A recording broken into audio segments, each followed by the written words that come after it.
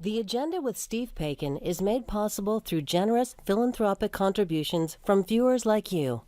Thank you for supporting TVO's journalism. More than $200 billion in spending and a much bigger deficit. But as Ontario says, it's a steady-as-we-go budget. Is it? And is that what Ontarians need right now?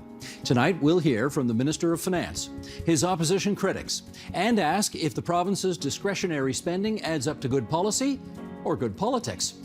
It's Tuesday, March 26th, and we've got Budget 2024 for the full edition next on the agenda.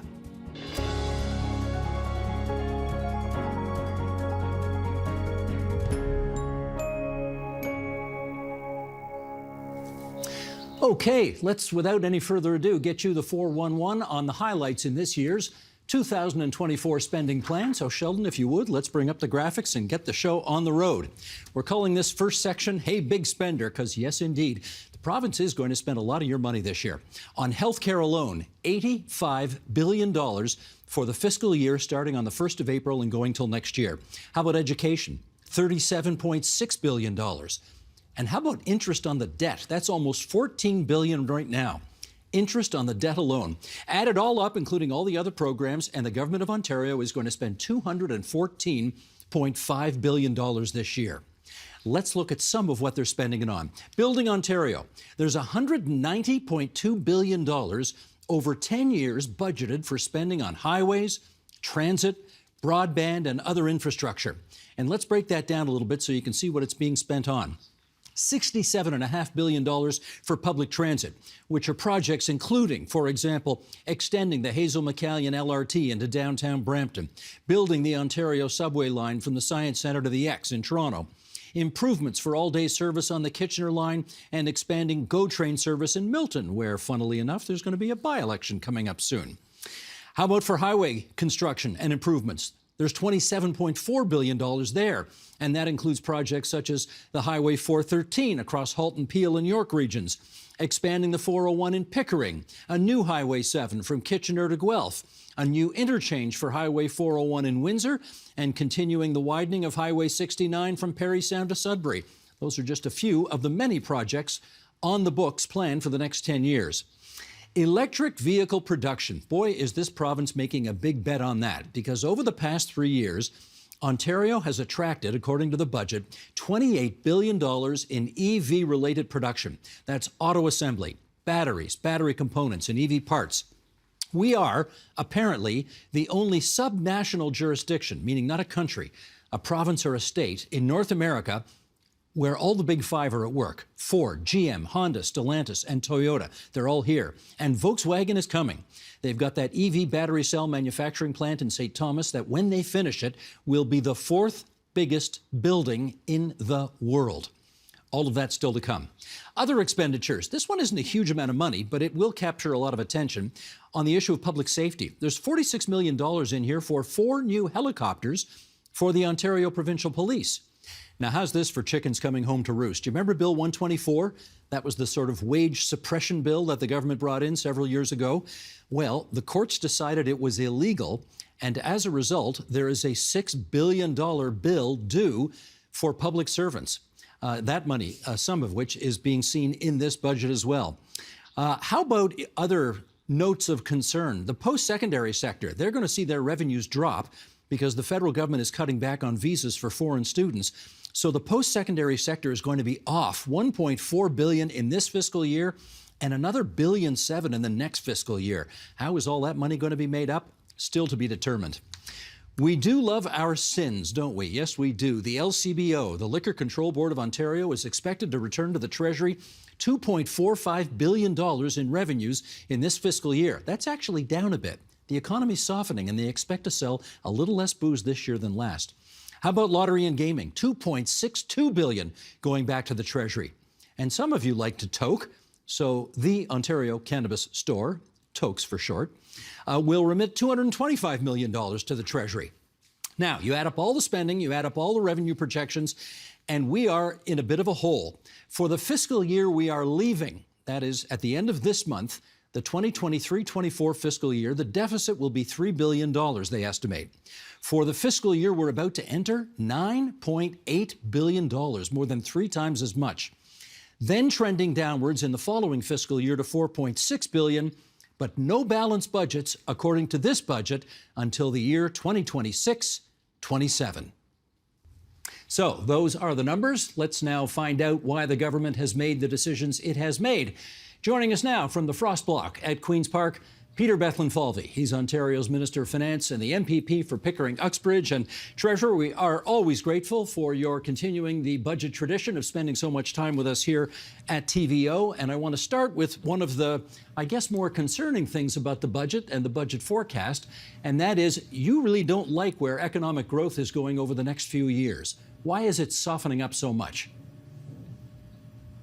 Well, we've seen, great to be with you again, Steve.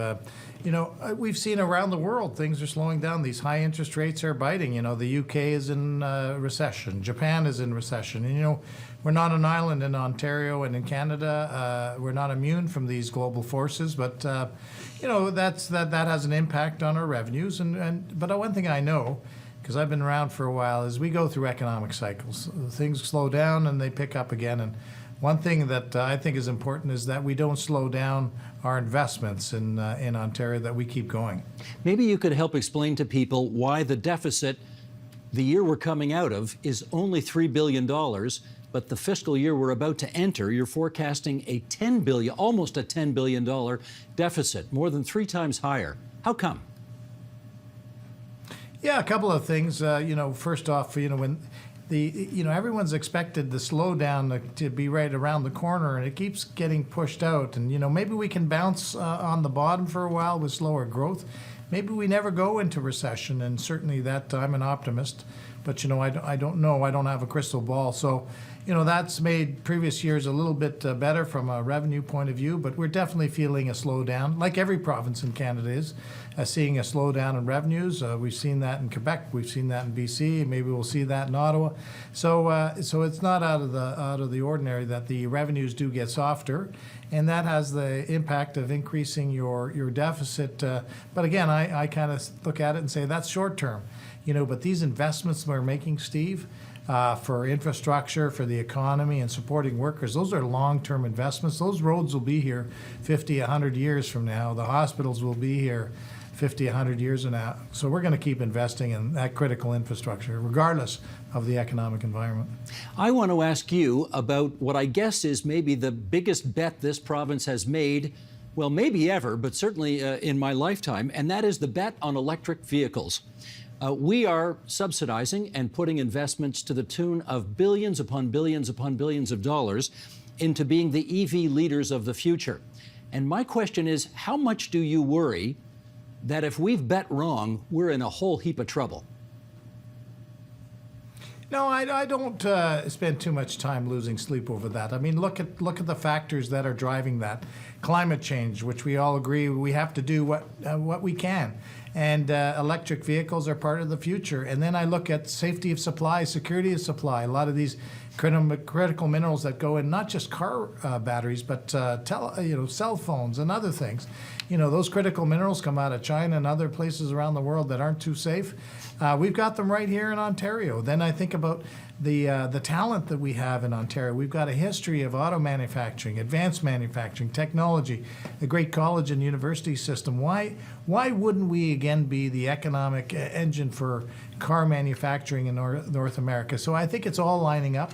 And we've also got a clean electricity grid to fuel that that EV revolution through investing in nuclear and hydro and renewables. So, we've got it all. Like, I've traveled the world. They are so envious of what we've got here in Ontario. So I think, let's keep those investments going. We're attracting capital, long-term capital into Ontario. Volkswagen, a 16 million square foot plant.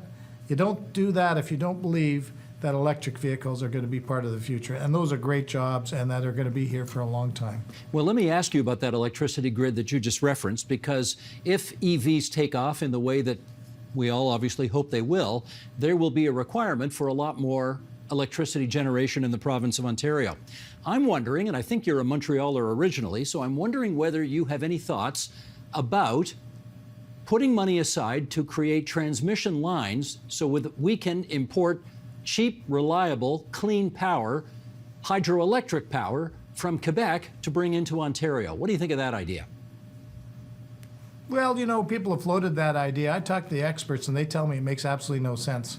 First of all, you'd have to build a ton of infrastructure, and guess what? When it's really cold in Quebec, when we really need the power here in Ontario, they can't deliver that. They can't guarantee that supply. We can't have the risk of electricity because they can't supply us. And we export energy often to them because of our nuclear power capabilities at certain times when they don't have that capacity, like in the winter. So no, we've chosen another path, and that path is to generate where we have a competitive and comparative advantage. We're one of the leaders in the world in nuclear.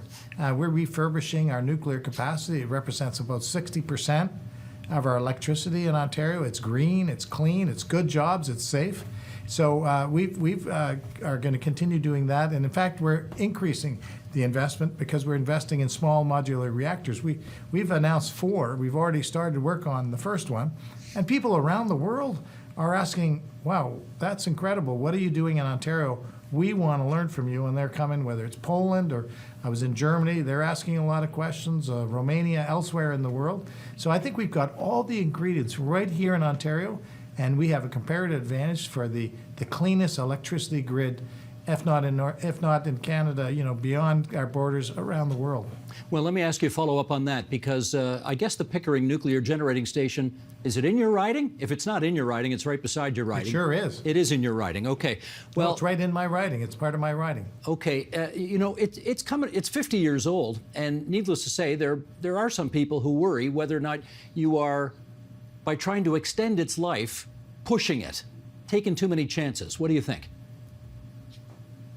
Absolutely not. And in fact, when we made the announcement that we're looking at refurbishing the Pickering Nuclear Station, we had a couple hundred, 200, 300 people show up for that announcement. I mean, the community in Pickering, writ large, supports these good jobs in the community. They know it's safe. And you know what? We've refurbished successfully nuclear reactors at Bruce Power and the Georgian Peninsula, further east along 401 in Darlington. That's going on time and on budget. So we know how to do that. We have the skilled workers. We have the engineers. We've got the nuclear expertise right here. And the research that I've heard, and I certainly feel, is that Ontarians support clean, green nuclear energy. And we've got that advantage, and it's right here. And I've gotten a lot of support in my community for that. One of the other traditions on our budget night show here on TVO is that, how do I put this?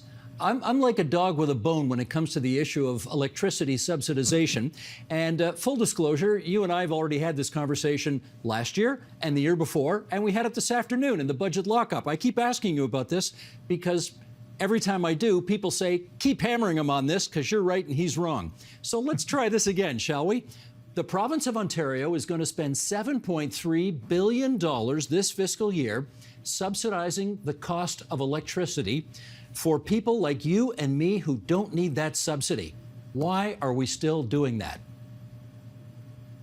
You know what, Steve? You know what the definition when you keep asking the same thing and expect a different outcome. But all kidding aside, look, we inherited a failed electricity system. I mean, we saw under the previous government electricity costs spiral. We saw a failed fair hydro plan. We saw the $6 million man.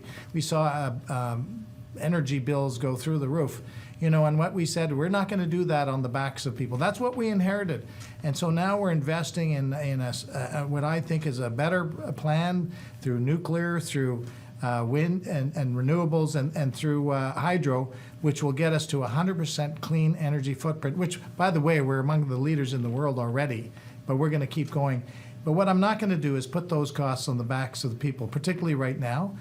People are hurting right across the province. They don't want to see their bills go up anywhere.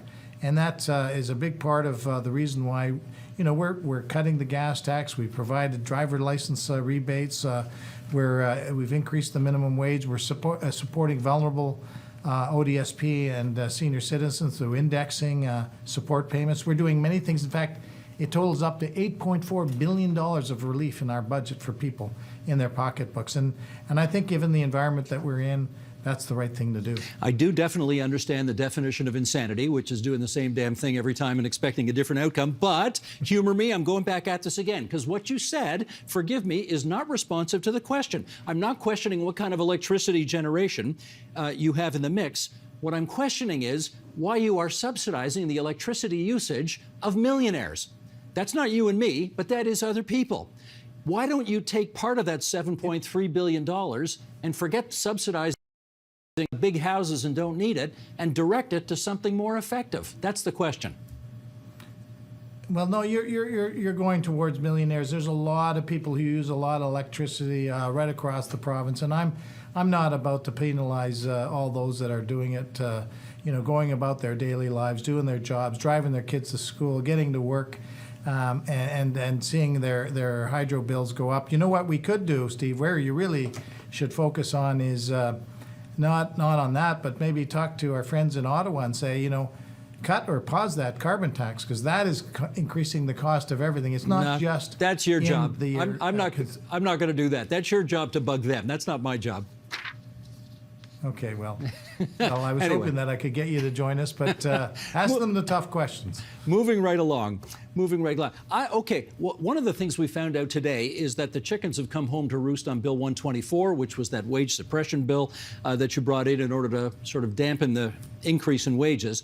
And we now know it's going to cost $6 billion to sort of settle that thing. And I guess my question is, that's a heck of a bill to have to pay. Was it worth bringing in Bill 124, given the price tag? At the time that we put it in place, we inherited a big deficit, $15 billion, a much smaller economy at the time. I mean, our economy is over $1.1 trillion now. But back then it was smaller, and there was a much bigger deficit relative to our economy. And you had choices. Do you cut people, or how do you rein in spending? And we chose that path at a time when inflation was actually between 1% and 2%.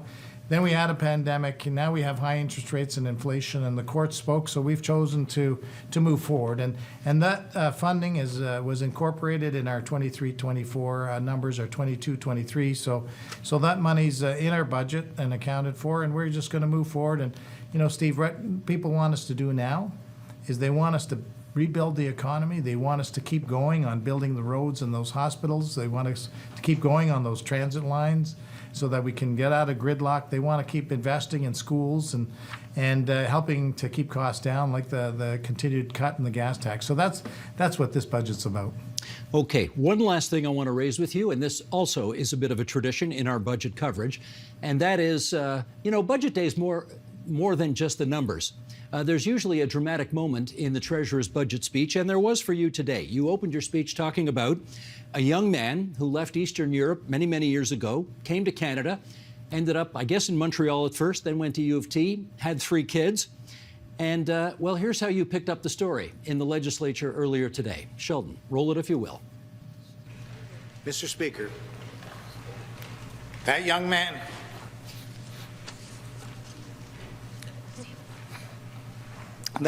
who came to Canada is my father.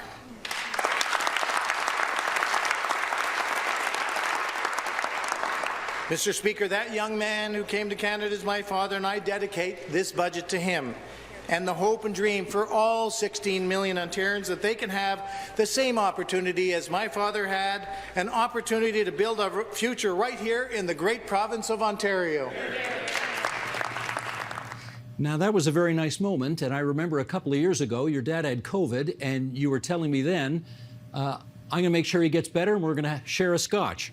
So he's 94 now. So I guess that happened. How's he doing? He's doing fine, and thanks for asking. And you know what? He's still drinking scotch. He can drink me under the table, and he's 94. So it's all kidding aside, it's a touching moment for me because I know imagine leaving your home when you're 19 and never seeing your parents again. We went back a couple times after the Iron Curtain fell to see his house where he grew up, and he saw his mom and dad. for the first time. Those many years later, about 50 years later, their tombstones. So, you know, it was the honor and privilege of a lifetime to be able to dedicate it to my father.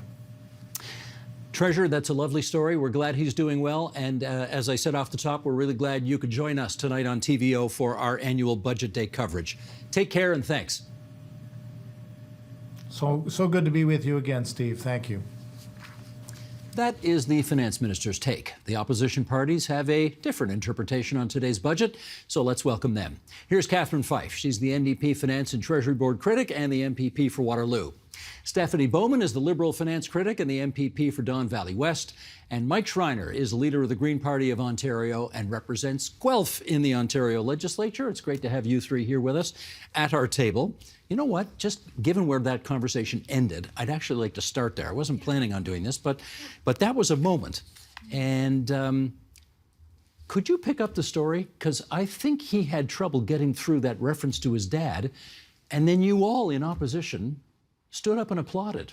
Like, that doesn't happen. How did that happen, Mike? Well, I think it happened because everyone wanted to give him a moment to collect himself. And I think we all recognize that we're humans. And we may disagree in the legislature, but we all have family. And I think it was a moment where we could be there to support him in a very emotional moment. Is this budget one for you or budget two? Budget number two. This is budget number two. So yes. you haven't seen this before.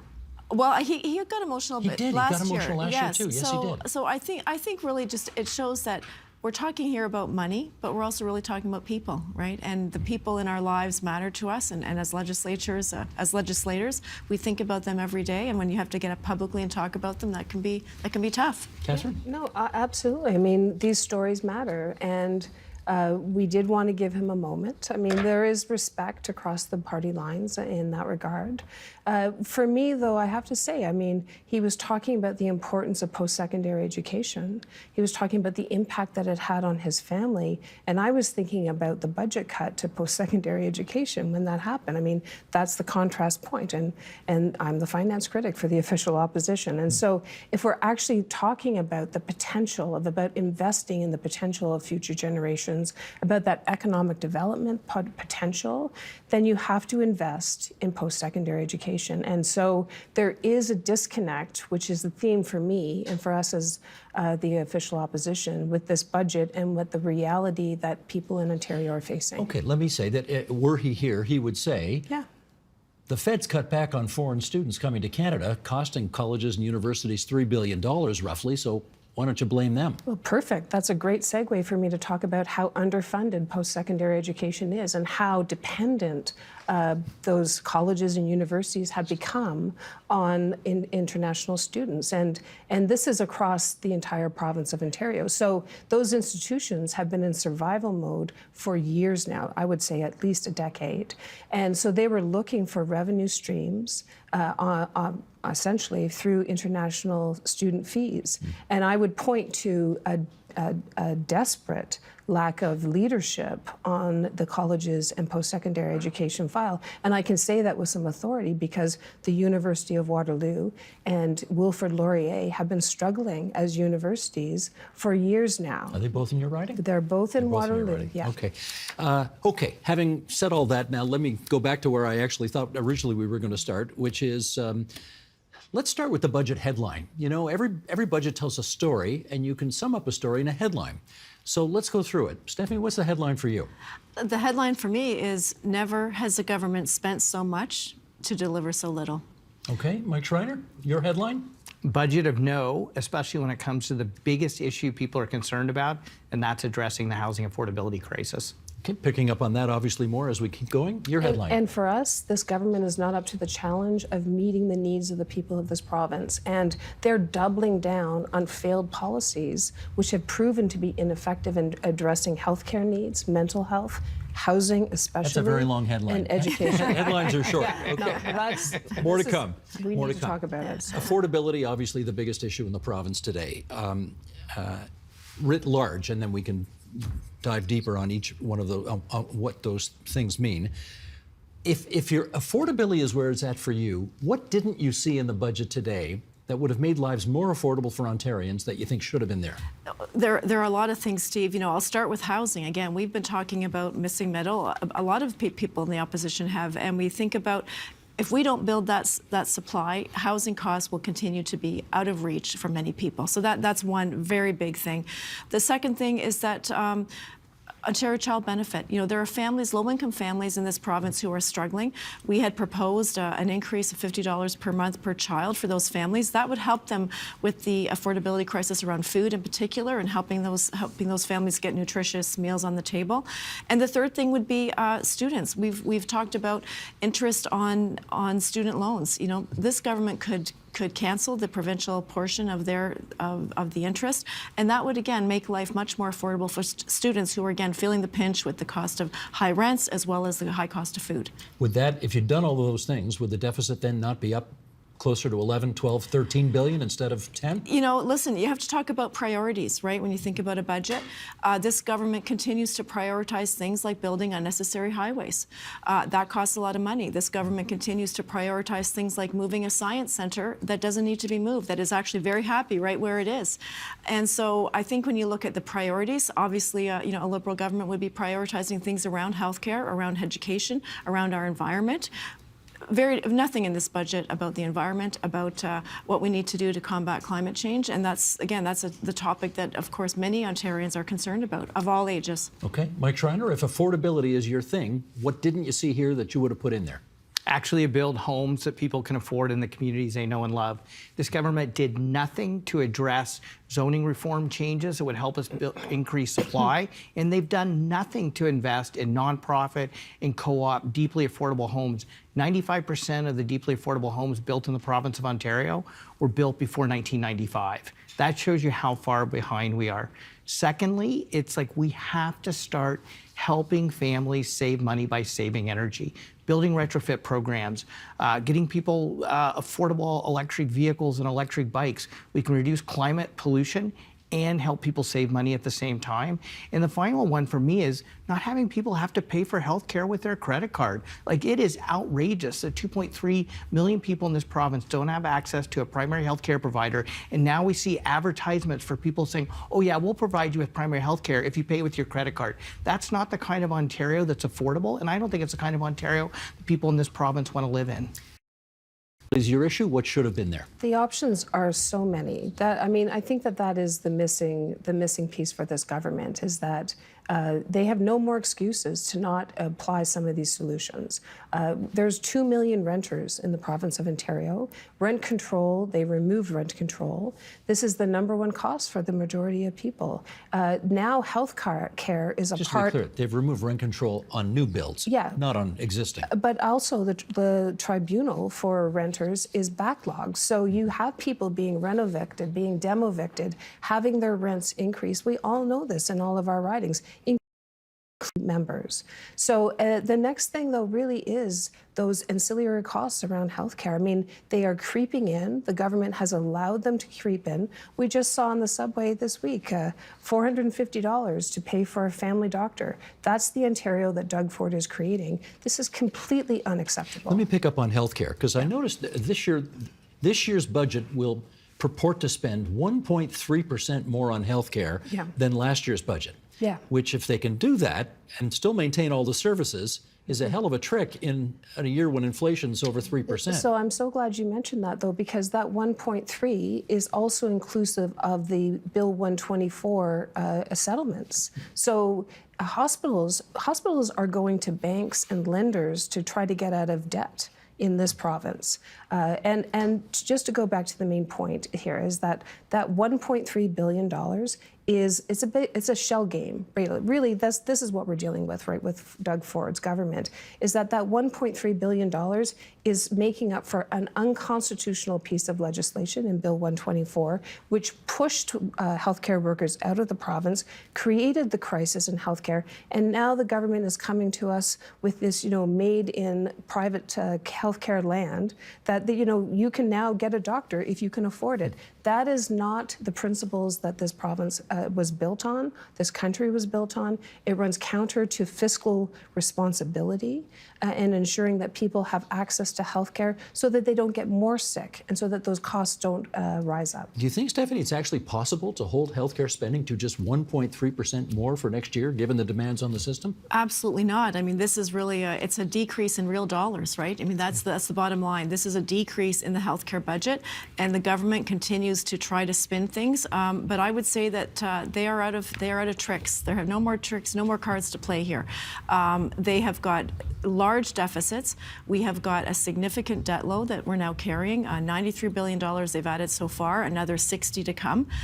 We have the same kind of debt ratios that this government has criticized previous governments for. So they have done nothing to reduce the debt, and yet they continue to deficit spend, and that is on the backs of Ontario taxpayers. I think when the Liberals left office, it was at about 40% debt to GDP ratio, and I think it's about 39.5 now. 39.5. So and it's projected to stay the same, right, for the next few years. So they have done nothing. One of their main election promises was we are going to, no deficits and no debt, and they're failing on that front. Mike, on healthcare, what are you seeing? It's a real cut. When you don't even keep up with inflation, let alone population increase, so they're below on both, that is a real cut to healthcare. This last year, we had an unprecedented number of emergency room closures. Imagine, you take your child to the emergency room, you need access to healthcare, and you have to wait hours.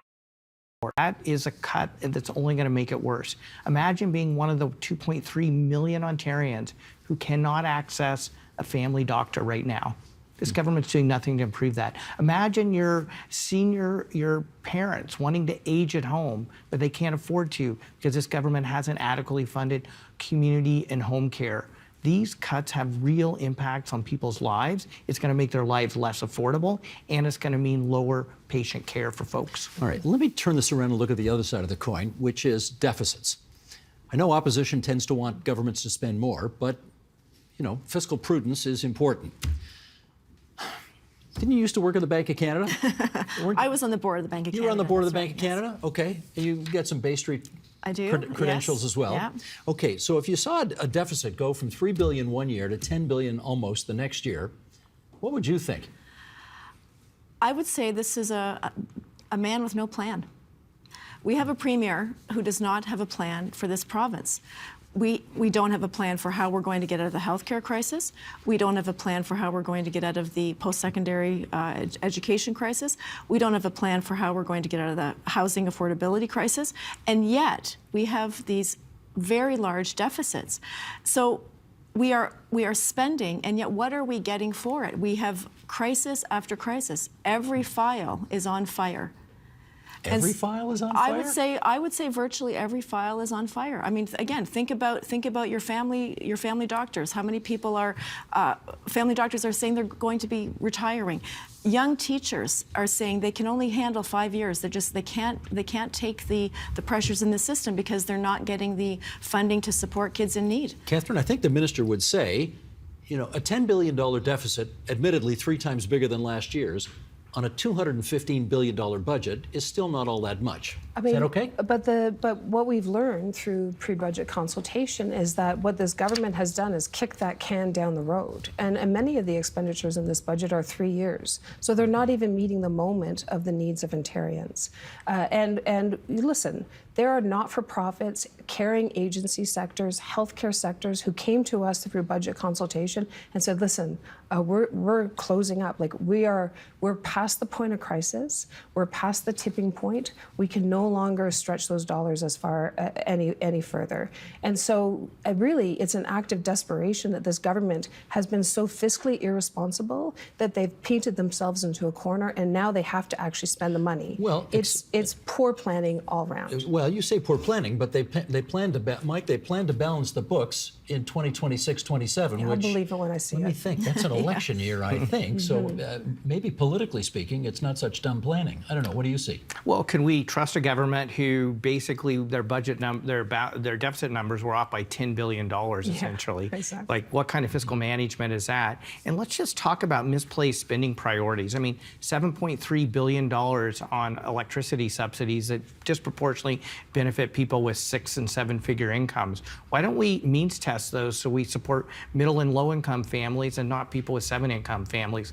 Let's talk about Highway 430. Hang on, before you go, you did see I asked him that. I know you did, and he didn't give you a very good answer. answer. Matter of fact, he didn't even answer your question. I tried a couple of times. Might have tried 3 times. No, Tried the I think lockup that if earlier you had today, mentioned, too. you know, I think you've said, listen, does Galen Weston need a subsidy for his energy costs? I mean, that's who we're talking about here. We're mostly concerned about those, you know, struggling Ontario families who are just struggling to make ends meet.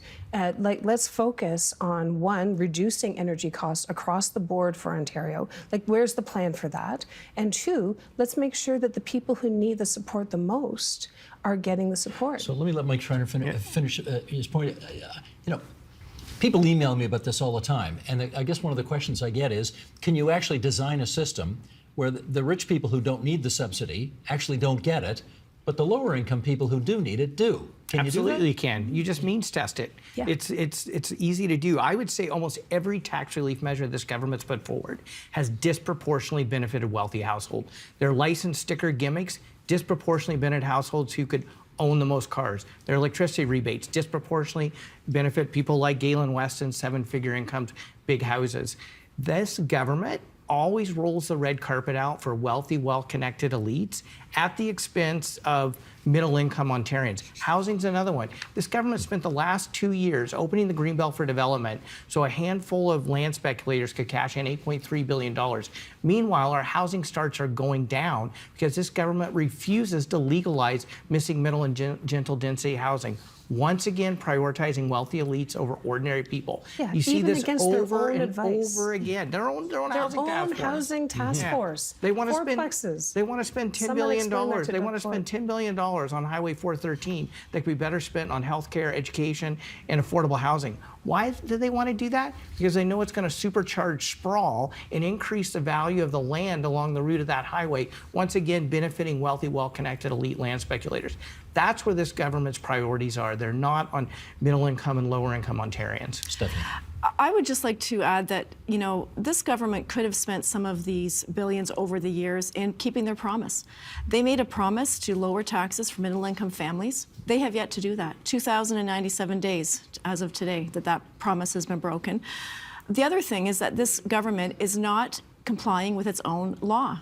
Which one? They put in a law in 2019, the Fiscal Sustainability, Transparency, Accountability Act. They amended that act to require that governments, with their budget, include targets for reducing the debt and their plan for how they're going to do that.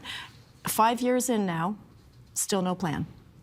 I think Mr. Bethlenfalvy has something to answer there. You know, he is the finance minister, and part of the job of a finance minister is to, you know, be the voice, a little bit of, you know, counter position with your premier to say, look, are we on the right track here? And I think he's falling down on that front. In fairness, we don't know what goes on in his private conversations with the premier. For all we know, he wants to do that. We know who well, wins. that's That's right. that's exactly. I mean, I think that's what I'm saying. That, you know, there's I don't see a lot of evidence that he's winning those conversations, and I think I would certainly like to see more accountability from this government on those kinds of issues. Yeah, and it can't be sitting well on the housing front either, Steve. I mean, the federal government has put up some upfront money for housing.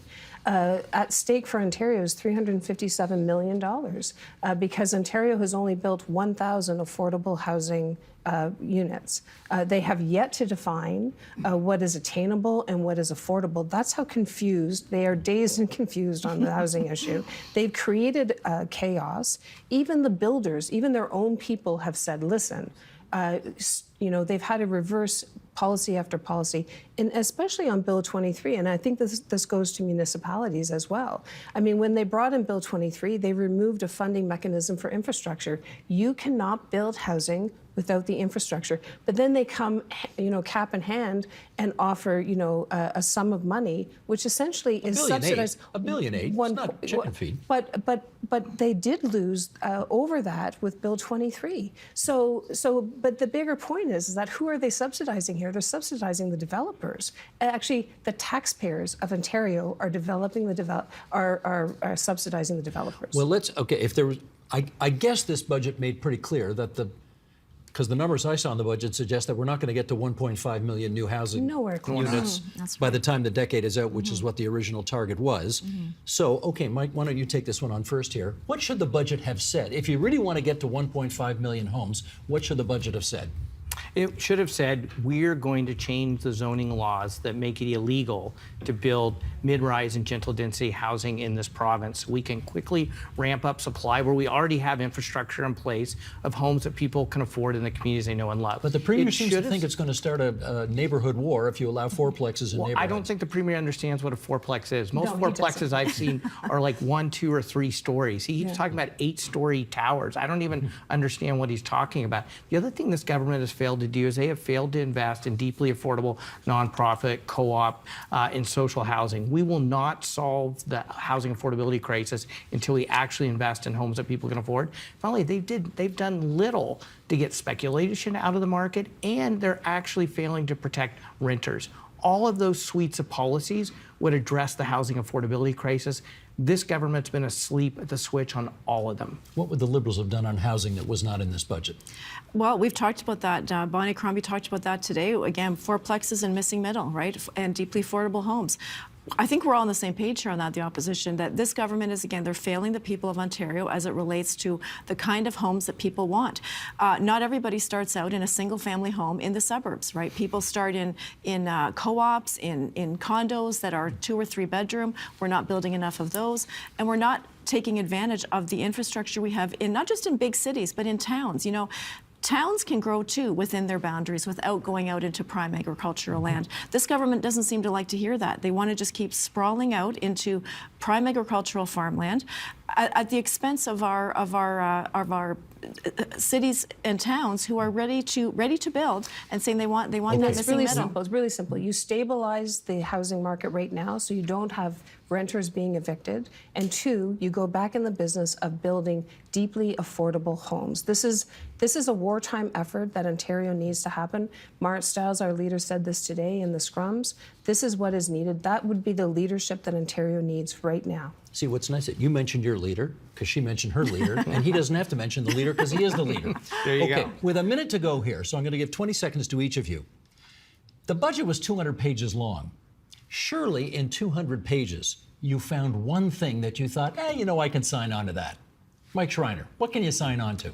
I'm going to answer that, but I'm also going to say 200 pages, they mentioned climate change twice, the major crisis we're facing. The thing I'll sign on to is I've been pushing for funding for a permanent supportive housing project in my riding.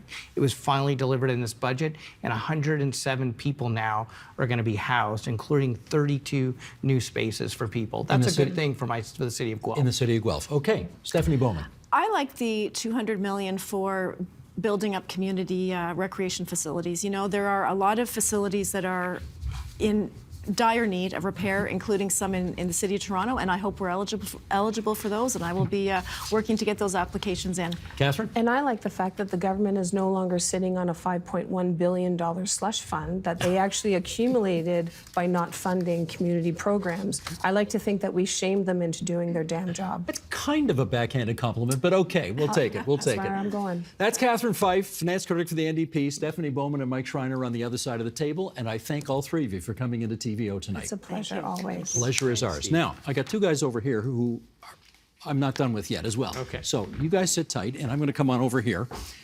And I'm happy to welcome, I haven't said hello to you yet. So hi, good to see you. How are you? Great to see you again, Bill. All right, let's do this. Every budget reflects the government's priorities, but some budget lines are more transparent and revealing than others. So with us now on what some of the less evident expense lines tell us about Ontario's 2024 budget, let's welcome Bill Robson, the CEO of the C.D. Howe Institute, and Randy Robinson, who is Ontario Director at the Canadian Centre for Policy Alternatives. Okay, welcome, guys. Great to see you. Nice. So let's start with this. I want to do a little kind of, bare basics budget 101 explanations here, because I want to pick up where Catherine Fife left off. She called it a slush fund. I think, treasurers call it a contingency fund. Bill, do you want to start on this? What's a contingency fund, and why are we going to talk about it here? May I plain Yes. pay this budget a compliment? The level of conversation you've been able to have has been a lot higher as a result of a budget presentation that, compared to the feds, which are bad, City of Toronto, which is appalling, is actually very transparent in laying the numbers out. This budget today. Yes, yes. Ontario does a nice job at that. So now that we've paid that compliment. Okay. Tell me what a contingency fund is. Well, the thing that you want to do as a government, if you're under fiscal pressure, and this government is, most Canadian governments are right now, is you're worried about the bottom line and you want to protect the outcome that you projected against any number of things that could go wrong, a weak economy, forest fires, whatever it might be. So you build in some padding, and there's more than one way to do it. You can deliberately shade your forecasts, and I don't like that because then you're really misleading people if you're just saying revenue is going to be a lot weaker than you actually expect it to be. You can put something below the line, a reserve, and you could have a contingency fund in spending for the thing that blows up in your face. I think this government's actually done all three of those things. So I'm not a huge fan of that much padding, but the contingency reserve, I think, is the least of all evils because at least you can see it. It's there, and there's some accountability to the legislature for how you spend it. So it's not good, but it's the least bad. All right, let me get Randy on that. Have you been satisfied with the, again, slush fund called over here, but contingency fund is the actual word. Have you been satisfied with the kind of transparency and accountability that the government has employed this fund with? Well, I think a lot of people think that contingency fund is actual money that's sitting there rather than what it is, which is just a willingness to spend it if necessary. And the minister that we have now, Minister Bethlenfalvy, is very interesting as a finance minister in that his contingency funds are larger than anyone's historically. Typically, you would have a reserve fund that was $1 billion. I think I can remember 15 years ago during that recession that it was $1.5 billion. Suddenly now we have $5 billion contingency funds, and those are very dramatic. Now, looking at what happened with Bill 124, the wage suppression legislation, it's entirely possible that he was anticipating some of that expenditure, and that's where that's gone. We're now looking at a contingency fund that's more like $1.5 billion, which is bigger than in the past, but more normal, let's say. So, okay, that's forgive me for being so stupid in the way I say this, but that's a pretty good point because he probably anticipated that the law would be found illegal and that he would have to, today, suddenly write a $6 billion check for all of the money he's now going to have to pay nurses and other people who've had their wages suppressed, right? So if that's the case, Bill, you want to give him props for prudent planning? I would like to give him props for that element of transparency because, as I said, there are less transparent ways of doing it. It's a bigger amount of money, but the government's a lot bigger now. So I don't love these things, and for all the reasons that people have articulated, it would be nice if you could make that forecast straight ahead and not have that in. And when governments aren't under fiscal pressure, they can. But right now, we're in times when governments are under fiscal pressure. So I'd say I don't like it. But I like it better than the alternatives of deliberately misleading people on your forecast. Okay. Randy, I want you to speak to this chart because this is out of the budget papers today. And Sheldon, can we put this up here? And if you look up at it's over here. There we go. Perfect. Right there. This is per capita spending, and we compare from 2018, when the Tories first came into office, to 2023, which is the fiscal year of last year. And, all of these bars, except for health, are below the line. What do you infer from this? Well, one of the things about big numbers in the budget is we think that they're big numbers. But when you take into account inflation, $180 billion quickly becomes 200, but it's still the same amount of money. And when you take into account population growth, that $180 billion that you started with doesn't go as far as it used to. So this is real. That means inflation adjusted per capita spending over the last 5-year period, not counting today's budget, which this doesn't include. And what we see there is children and social services, which includes social assistance, children's aid, things like that, post-secondary education, which is college and universities, and our schools are all down by more than 10% over that period. In terms of justice, that's Attorney General's ministry and the Solicitor General. You get some kind of an idea of why we're now having cases thrown out of court because there aren't enough staff to staff the courthouses. In the case of health, you'll see a small increase there, but I have to emphasize how small it is. If you see a number like that and you think, well, that's better than nothing, you also have to think about what's happening on the ground. Emergency room closures, people without family doctors, all of the problems in the healthcare system, nurses fleeing because they can't take the pressure of the understaffing. So that 2.9% might look positive, but it's highly suspect in my view. So, Bill, Randy clearly doesn't like where these numbers are, and he doesn't like the fact that the bars are so far down below the line. You look at the same bars, and what do you see? Well, I see some of the same things that Randy does. The thing that really jumps out at me is that little bar on health. That's by far the biggest program. So, in fact, health is the juggernaut that really drives a lot of the rest of the budget. It's rough, getting on for half of program spending. And what's a bit depressing about that, and I'm again echoing a little bit of what Randy said, is we've put a lot more money into a system that really hasn't changed all that much. And I wonder just how much more money you could put in and still not see some improvements. I was interested in the budget's discussion of primary care, but a lot of that is re-announcing old stuff. And whether there's real desire to take on the doctors and the mode of delivery, I'm not sure about that. The other one I'll just quickly comment on, post-secondary education is the one area where there's actually some revenue that goes in alongside the government money. They've frozen the tuition, and I don't think that an across-the-board tuition freeze was a great idea.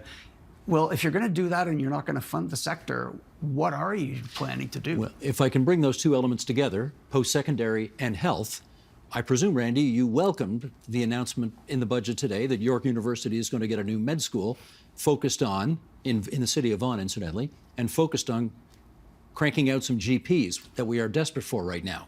What's interesting about that is that it is infrastructure spending. And if you look at this budget, and in fact all of the budgets of the last number of years, you see this tendency to say, well, there's a problem in healthcare, therefore I'm going to build a hospital. There's a problem in post-secondary, I'm going to build a university. You're not seeing the funding for the staffing that would keep those places operating.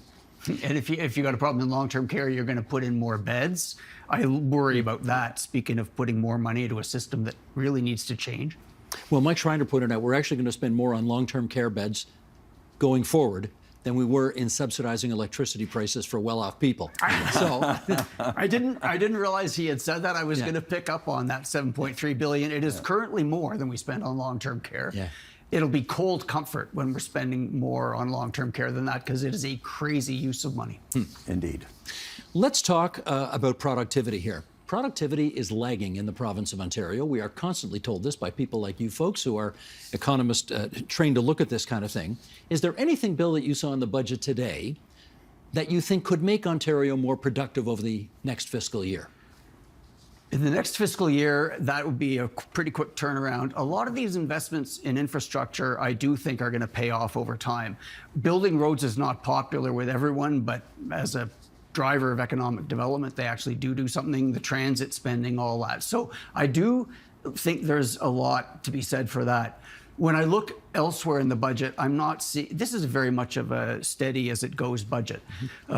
There's those tax brackets that are unindexed that are biting lower every year. Those are still there. We're having trouble retaining talent. That's not going to help.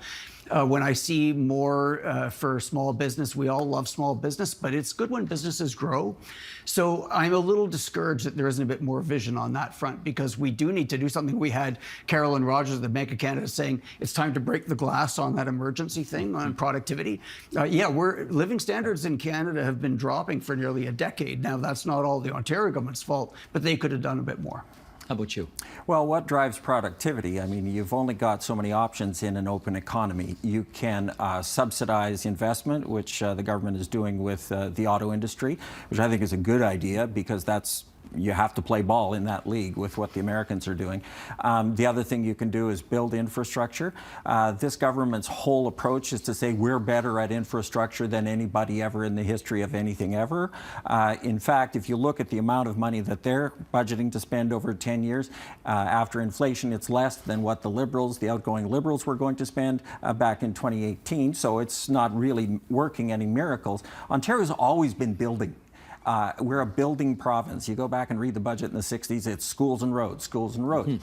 But the other thing that's missing from this budget is a recognition of the third thing that I think is very important to productivity, which is people and the education system. So we're having problems right down to the elementary schools level, where principals are saying they can't get enough teachers, and in the post-secondary system where people are studying things like artificial intelligence, we are not seeing the investments that we need. And I think it's a real shame that Ontario is the worst in Canada at funding universities and colleges, and not by a little, by a lot. Have been for 40 years. It's a fact, and it's getting worse. Even, I mean, we're sitting here in the Bill Davis studio, but even the sainted Bill Davis was 10th out of 10 when it came to per capita university funding, and this is, 40 years ago. I got a minute left. Let me ask you this. The plan is to balance this budget in 2026-27, which coincidentally, I'm sure, is an election year. Is that smart planning? I think they can do it. So I do take it seriously as a projection. I mentioned the shading of the forecast. There's prudence, there's scope for them to do it. And I do think it's time that they balance the budget, because we're paying so much money in interest, and why would more be better? And your kids are going to pay that back in future tax increases? Is that the idea? Well, you pay now or you pay later, and I think the current generation should pay for the things it's using right now. That's fair. Kathleen Wynne's argument was, but the folks in the future are actually going to get the infrastructure, to use the infrastructure that we're paying to build today, so they should pay a portion of it. Well, and that's true, and that's why you debt finance infrastructure. So that part of it's all good. But the other idea was people in the future are going to be better off than people today, so they can afford to pay the interest on our debts. That hasn't been happening. So I draw the line there. Gotcha. That's Bill Robson from the C.D. Howe Institute, Randy Robinson from the Canadian Centre for Policy Alternatives. It's really good of both you guys to come and help us out here on Budget Night at TVO. Thank you very much. And that is the agenda for Tuesday, March 26, 2024. For more of TVO's Budget 2024 coverage, you can check out our website, tvo.org, which includes columns from yours truly. I'm on that electricity subsidy thing. I'm writing about that again. And our On Poly podcast co-host, John Michael McGrath, is there as well. Also, we'll do a deeper dive on the pod for our fellow On Poly nerds, which you can see here on television Thursday night on the agenda, or on your favorite podcast platform Friday morning. Tomorrow, we'll examine whether Canada's military is prepared for the shifting demands of a more dangerous world, and we hope you'll join us for that. I'm Steve Paikin. Thanks for watching TVO, for joining us online at tvo.org, and we'll see you again tomorrow. The Agenda with Steve Paikin is made possible through generous philanthropic contributions from viewers like you. Thank you for supporting TVO's journalism.